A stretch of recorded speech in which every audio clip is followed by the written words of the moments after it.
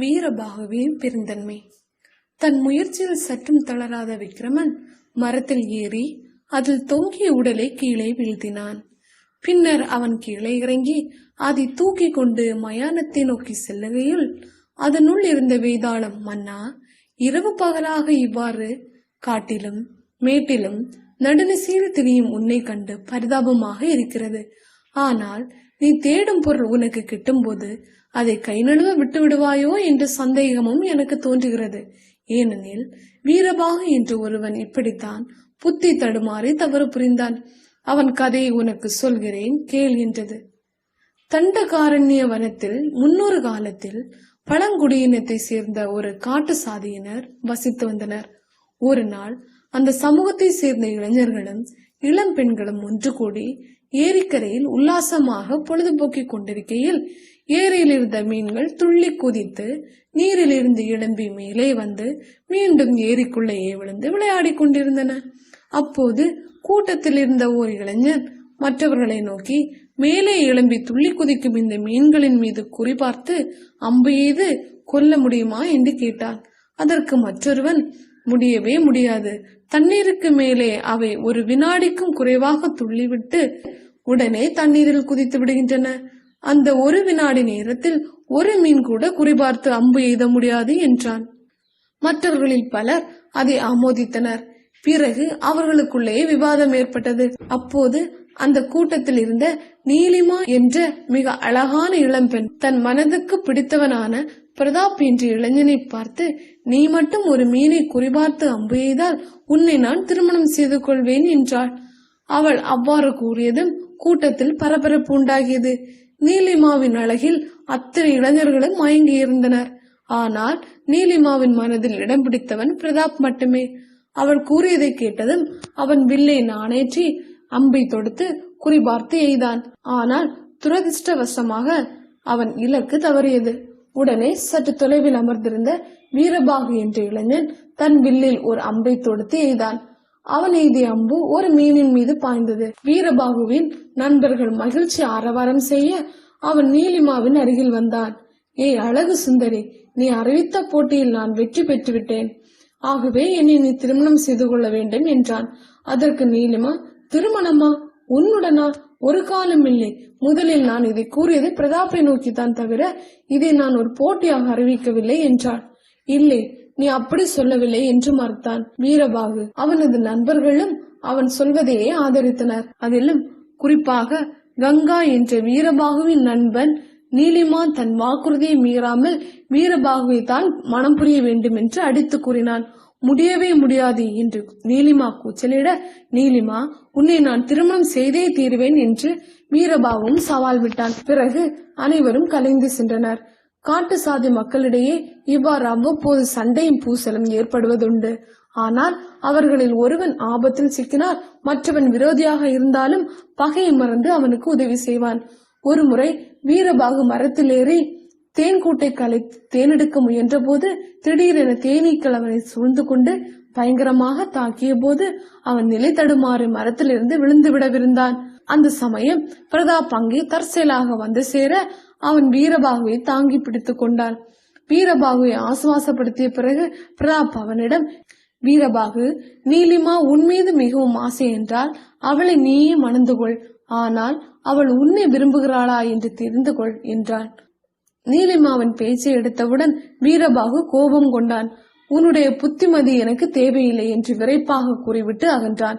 இது நடந்த சில நாட்களுக்கு பின் இளைஞர்களும் இளம் பெண்களும் சேர்ந்து காட்டில் வேட்டையாட சென்றனர். அந்த கூட்டத்தில் நீலிமா, பிரதாப், வீரபாகு அனைவரும் இருந்தனர். வேட்டையாடிய மிருகத்தை சமைத்து அனைவரும் சேர்ந்து விருந்துண்டனர். அப்போது திடீரென ஒரு புலி அந்த கூட்டத்தின் மீது பாய்ந்தது. அந்த சமயம் புலியை சற்றும் எதிர்பார்க்காத கூட்டத்தினர் அங்கிருந்த குன்றின் மீது தாவி ஏறி தப்பிக்க முயன்றனர். கடைசியில் சென்று கொண்டிருந்த நீலிமா கால் தடுக்கி கீழே விழ புலி அவள் மீது பாய இருந்தது. இதை பார்த்த வீரபாகு அங்கிருந்த ஒரு சிறிய பாறையை தூக்கி புலி மீது வீச அடிபட்ட புலி சுருண்டது. வீரபாகு நீலிமாவின் கையை பற்றி இழுத்து கொண்டு ஓட அடிபட்ட புலி மீண்டும் எழுந்தது. அதனிடமிருந்து தப்பிக்க வேறு வழி தெரியாமல் வீரபாகுவும் நீலிமாவும் குன்றிலிருந்து கீழே குதித்தனர். அதற்குள் அடிபட்ட புலி கீழே விழுந்து இறந்தது. கீழே விழுந்த அதிர்ச்சியில் நீலிமா மயக்கமடைந்தாள். அவள் இடது முழங்கையில் அடிபட்டு ரத்தம் கசிந்து கொண்டிருந்தது. மயக்கத்தை தெளிவிப்பதற்காக வீரபாகு அருகில் உள்ள குளத்திற்கு நீர் எடுத்து வர சென்றான். அப்போது வீரபாகுவின் நெருங்கிய நண்பன் கங்கா குன்றின் மீது இருந்தபடியே வீரபாகுவிடம், நண்பா, நீலிமாவின் இடது கையில் ரத்தம் கசிவதை பார். நீயும் உன் இடது கையில் கத்தியால் கீறி ரத்தம் சொட்ட செய்து அவளுடைய ரத்தத்துடன் கலந்துவிடு. நம் இன வழக்கப்படி ஓர் ஆண் ஒரு பெண் இருவரின் ரத்தமும் கலந்தால் அவர்கள் தம்பதியராவார். இந்த வாய்ப்பை நழுவ விட்டு விடாதே என்று சொல்லி ஓடிப்போனான். கங்கா மூலம் நடந்ததை கேள்விப்பட்ட பிரதாப் பேய் அறைந்தவன் போல் ஆனான். பிறகு அவள் வீரபாகு நீலிமாவை கட்டாய திருமணம் புரிந்து கொண்டான் என்று வழக்கு தொடுத்தான். பஞ்சாயத்தும் கூடியது. நீலிமா வீரபாகு இருவரும் முன்னணியில் நிற்க பஞ்சாயத்து தலைவர் அவளை நோக்கி, பெண்ணே, உன் சம்மதத்துடன் உனது திருமணம் நடக்கவில்லை என்றும் உன்னை பலவந்தப்படுத்தி வீரபாகு இவ்வாறு செய்துள்ளான் என்றும் பிரதாப் வழக்கு தொடுத்திருக்கிறான். அவன் சொல்வது உண்மையா என்று சொல். அப்படியானால் வீரபாகு இந்த இடத்திலேயே கொல்லப்படுவான். அதன் பிறகு உனக்கு உண்மையிலேயே யார் மேல் பிரியமோ அவனை நீ மனம் புரியலாம் என்றார். உடனே அங்கே ஒரு அசாதாரண மௌனம் நிலவியது. சற்று நேரம் யோசித்த நீலிமா, என்னுடைய முழு சம்மதத்துடன் தான் வீரபாகு அவ்வாறு செய்தான் என்றார். இப்போது யாரும் எதிர்பாராத ஒரு நிகழ்ச்சி நடந்தது. வீரபாகு முன்வந்து, இல்லை, நான் உண்மையை கூறுகிறேன். கங்கா கூறியதும் எனக்கும் அவ்வாறு நீலிமா மயக்கமாக இருக்கும் போதே காரியத்தை முடித்துவிட ஆசை ஏற்பட்டது உண்மை. அதற்காக என் கையையும் கீறிக்கொண்டேன். ஆனால் நீலிமாவின் ரத்தத்துடன் கலக்க அவள் அருகே சென்ற போது அவளுடைய முகத்தை பார்த்து என் மனம் மாறிவிட்டது. ஆகவே நாங்கள் தம்பதியாகவில்லை. என்னுடைய குற்றத்திற்காக நான் என்னையே தண்டித்துக் கொள்கிறேன். நான் இந்த காட்டை விட்டு வெளியேறி விடுகிறேன் என்று அங்கிருந்து வெளியேறிவிட்டார். இந்த இடத்தில் கதையை நிறுத்திய வேதாளம் விக்ரமனை நோக்கி, மன்னா, வீரபாகுவும் நீலிமாவும் ஏன் சம்மதமில்லாமல் நடந்து கொண்டார்கள்? தலைவரிடம் நீலிமா உண்மையை கூறியிருந்தால் அவள் விரும்பிய பிரதாப்பையே திருமணம் செய்திருந்திருக்கலாம். தவிர யாரை முதலில் இருந்து வெறுத்தாளோ அவனுடன் மனப்பூர்வமாக திருமணம் நடந்ததாக பொய் சொல்லிவிட்டாள். இவ்வாறு பொய் சொல்வதன் அவசியம் என்ன? அதே போல் வீரபாகு முன்பு உன்னை என்றாவது ஒரு நாள் திருமணம் செய்தே தீருவேன் என்று கூறினார். அப்படி இருக்கையில் நீலிமா ஒப்புக்கொண்ட பிறகும் எங்களுக்கு திருமணம் நடக்கவில்லை என்று கூறிவிட்டு அந்த கிராமத்தை விட்டே சென்று விட்டான். இருவரது செயல்களும் எனக்கு புரியவில்லை. இந்த கேள்விகளுக்கு விடை தெரிந்திருந்தும் நீ மௌனமாக இருந்தால் உன் தலை வெடித்து சுக்கு நூறாகிவிடும் என்றது. அதற்கு விக்ரமன், நீலிமா சுய நினைவில்லாமல் இருந்ததால் தனக்கு என்ன நடந்தது என்று தெரியாமல் இருந்தாள். அதே போல் வீரபாகுவுடன் தனக்கு திருமணம் நடந்துவிட்டது என்று அவள் கூறியது அவளது இனத்திற்கே உரிய நன்றி உணர்வைத்தான் காட்டுகிறது. அதாவது அவர்கள் இன வழக்கப்படி எவன் ஒருவனின் உயிர் ஆபத்தில் இருக்கிறதோ அவனை எவ்வித பாகுபாடும் இல்லாமல் காப்பாற்றுவார்கள்.